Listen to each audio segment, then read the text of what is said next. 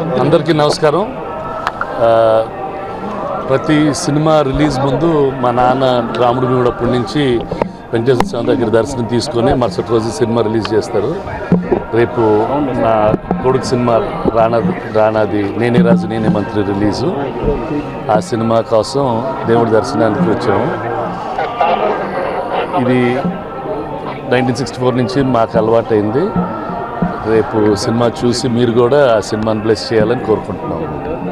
ఒక చిన్న అబరేషన్ అమ్మా, అది మీడియా ఎక్కువ హైప్ చేసింది తప్ప నిజంగా ఇష్యూ ఏంటంటే అక్కడ జరిగిన స్కూల్ పిల్లలకి అది రానివ్వకుండా చూసుకోవటం, గవర్నమెంట్ ఆ డ్రగ్స్ని స్టేట్లోకి రానివ్వకుండా ఏం చేయాలో ఆ పనుల మీద ఎక్కువ ఉండాలా.